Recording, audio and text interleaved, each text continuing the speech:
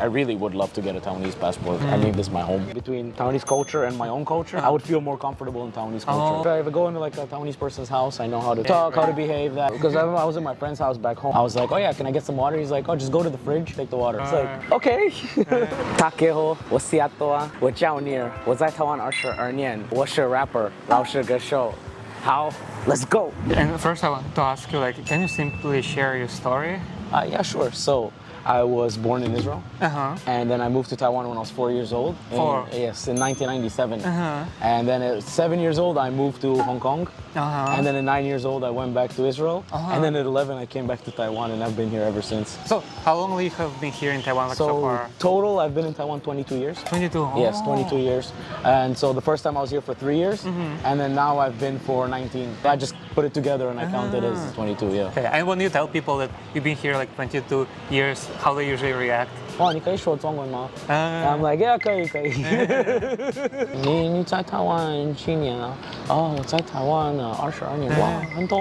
At that time, like when you studied like in the school, what language teacher usually gonna speak? English. My whole education was in English. Okay, yeah. okay. So everything from the moment I started kindergarten until high school, finished, graduated university as well, everything English. So you moved here because of your family, right? Yes, yes. And why did your family they move to Taiwan? So my dad kind of moved here with the family because of his job, which was like high tech, like computers and stuff, and Taiwan was like kind of the center for that. So he came to Taiwan, and I was young. I was like 4 years old, so I moved here. I moved there with him. Boy, was it hard at the beginning, like to adapt like, to a new country, or you don't remember? I was 4, so I don't really remember much.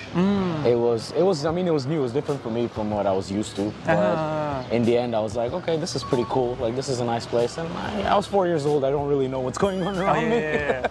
Well, so for you, like, it doesn't mean that you actually kind of like more used to like Taiwanese lifestyle than. Oh yeah, I'm very used to. I'm very used to Taiwanese lifestyle. When I go back to my home country, I'm confused. I don't know what's going on. Oh yeah. I'm like, oh, what is this? Why do people do this? But like here, I'm like, okay, yeah, I know how this works. Like I feel more kind of with the culturally. I feel more like at home in Taiwan than I do back home. But like overall, like I was here my whole life, so kind of culturally, I feel very I understand the culture here much better than I do in my home country. Yeah. So when you go like back to Israel, like what kind of things is the hardest for you to get used to? That's a good question, actually. Just the way that people do things. Like I would say, like here, the culture is more kind of like people think about society as first. So it's like, okay, how do I kind of fit into the society, and how do I fit into the social circles? Well, back home is very individual. So it's like, okay, it's me. Like I don't really care about the society. It's only me. And that's very different for me. For example, here, if you eat in a restaurant, right, it's very quiet. And like people don't really talk. But in back home, like people are watching YouTube videos, and it's just like loud and chaotic. And for you, like, does it feel weird when the people do it back Yeah, it to feels Israel? really strange. Yeah, it feels really strange because I'm just like, maybe have some respect to the people around, like be more quiet and stuff like that. Yeah, like it's really strange to me overall. But I like how it's here more. I like the kind of respect of society. Don't like do too much. Yeah, don't bother too many others. Yeah, and you're at a restaurant, you're in an MRT. Like use headphones. Like just relax, kind of more quietly. It makes the ride more enjoyable for everybody. Like it's not like chaos happening around. Oh yeah. What was the impression when you returned? When I came back the second time when I was 11, right? I remember one thing. I have a very core memory of that. It's I really like buildings and stuff. And it was just when the 101 was getting built. So I still remember kind of driving from Taoyuan Airport to Taipei and seeing like the 101 getting built. Like it was almost done. I would say it was probably like the last few cranes were on there. But just seeing that, like it was really for me. It was like, oh, that's pretty cool. I was like, seeing the 101 being built, it was pretty cool. Well, this is cool that you could see like how the process of the cranes. It was just towards the end when the cranes were already. The building was basically built. I think it was like maybe it was gonna open like 1 or 2 months after I arrived, but those still some cranes. I was like, oh, this is cool, because I was really into buildings. It's pretty interesting to see. Yeah. Okay, this is nice. As a child, like, did you speak a Chinese language or not? So I went because I went to international school. Everything, my environment around me, everybody around me spoke English, so I didn't really need to learn Chinese. But I mean, I knew kind of the basic Chinese, like how to order food, that kind of stuff, like the really super basic Chinese. And then as I got older, also my university, even though it was like a local university, like Mingchuan, I still studied in English. So I needed to use English, and every time I try to talk to people, they answer me in English. Because people here want to practice their English. Oh, yeah. You know, I want to practice my Chinese, they want to practice their English. So they still answer me in English. So I was like, okay, like, you know, how can I kind of adapt to it? So I started, you know, kind of researching for myself and more like teaching myself Chinese more. So right now, I can speak Chinese. I can understand it if it's being spoken. Like if there's two people having a conversation, I can understand it completely. But to actually build sentences and actually build a conversation in Chinese for me is really hard. Oh, okay. Like I'm still not used to it. I can read pretty well. Like I type on my phone. Like I can have conversations with people in Chinese on my phone. Writing the characters and stuff, like no, like completely not. But like like speaking, it's hard. It's kind of hard. It's hard to speak. And like when you hear on the streets, is it easier for you to communicate with people in English, or like if you go like to the restaurants or somewhere? I mean, I try to practice my Chinese. Okay. Like I really try to practice my Chinese. I mean, yeah, it's easier to conversate in English, but my Chinese is good enough that, you know, whatever I need, whether it's food or anything, I can do the whole thing in Chinese. Okay. Not a problem. Yeah. And now I want to ask you about Taiwanese language. Like, can you speak Taiwanese? Or not? I can speak some words. I can make sentences. I can not like have a full conversation, but you know, maybe I can say like 15 words or something. Oh, okay. So I can say a sentence here. I'll give you a sentence. My Okay. favorite one. Takeho, 大家好. wakaligong, wobeki laosai. What does it mean? It means, hello everyone, I have to say, I have to take a diarrhea. Oh. That sounds useful, right? Yeah. I also really like kaboa, means I don't understand, or like kine, like hurry up. And then of course like bad words, but I'm not gonna say bad words. Yeah. Because you've been living here like for like more than 20 years, like 22 years, right? Do you have the chance to get Taiwanese ID? No, I cannot because I'm a foreigner, so I'm unable to get a Taiwanese ID unless I give up my Israeli passport. So basically how it works is if one of your parents is Taiwanese, then you're able to have a dual citizenship. Okay. So you can keep your original passport plus you can get a Taiwanese passport. But if none of your parents have a Taiwan passport, then you have to give up your original passport. You then have to apply for a passport here. And there's a chance that, you know, if you get rejected and then you try to reapply for your original passport, you'll get rejected for that too, then you have no passport. Oh, yeah. So it's a risk.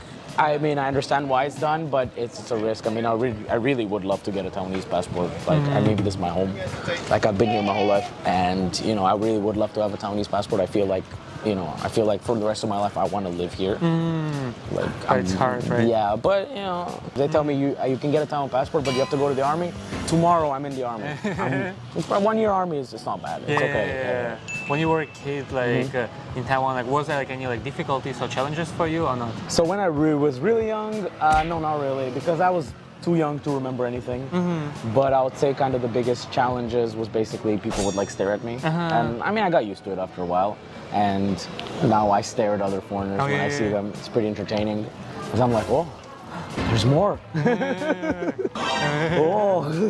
Like around there, right? For you, like, do you think you adopted like Taiwanese culture pretty well, or? Oh yeah, completely. Like I feel completely like in place in Taiwanese culture. You put me like between a place that has Taiwanese culture and my own culture, I would feel more comfortable in Taiwanese culture. Like it feels just so much more normal to me because I'm used to it. Yeah, I mean, I grew up here. I grew up here. I know how it's done. I know how things work. You know, if I go into like a Taiwanese person's house, I know how to kind of how to talk, how to behave. That if I go into like my own country's people's house, I'm like. What should I do, right? Like, well, because I was in my friend's house back home. You know, I was like, oh yeah, can I get some water? He's like, oh, just go to the fridge, open the fridge, take the water. I was like, okay, okay. So I took the water, I drank the water, and then like after a while, I wanted more water. I was like, hey, can I have some water? He's like, hey, I told you, you can go to the fridge and just take whatever you want. It's like, okay, okay. I guess. So I'm used to more to Taiwanese culture. Do you have like any favorite like Taiwanese movies or not? So there's this one movie. It's called Manga. Manga. So good. Oh. I like it. It's like it talks about like the gangsters in Wanhua. Such a good movie. Actually, one of the guys from that movie used to go to my high school. Oh. There's a couple grades above me. Very nice guy. I really, he was a really nice guy, and I was like, oh, that's cool. Do you have like any favorite Taiwanese song or singer? I listen to a lot of Taiwanese rap because I work with a bunch of rappers as well. My favorite ones is MJ116. Oh yeah. I love their stuff. Their stuff is really good. It's pretty good. I mean, honestly, the hip hop in Taiwan is growing right now. It's really starting. Now I want to ask you the last question. So because you've been here like for more than 22 years, it's like the biggest part of your life, right? Do you feel more like a Taiwanese person or more like a foreigner? That's a really good question. I really like that question because I think about it a lot. I actually do think about it, and it's like I will always be a foreigner. I will always look like a foreigner. No matter how long I live here, I will always be a foreigner. But the way I do things, the way I handle myself is very Taiwanese. I just prefer it over. So it really depends who I'm talking to. With other foreigners, I'm a foreigner. When I talk to Taiwanese people, a lot of them tell me, "Oh, you've been here for so long. You can speak Chinese and stuff." Okay, you're Taiwanese. So it really depends on person to person, honestly. But for me, I don't mind. People want to call me foreigner, okay. People want to call me Taiwanese, okay. I'm okay with both. Right. In the end of the day, I'm always going to be a foreigner. I'm always going to be an adult here in Taiwan. I live with it. It doesn't bother me. I accept it. So yeah, that's it for today's interview. Oh, thank you. Thank you so much for sharing. And now let's say bye-bye together, okay? Okay. Bye-bye. 喜欢这个优质的创作者，就赶快去 follow 他哦！你有发现其他更具爆红潜力的影片吗？赶快投稿给达人秀吧！点击下方观看更多有趣内容。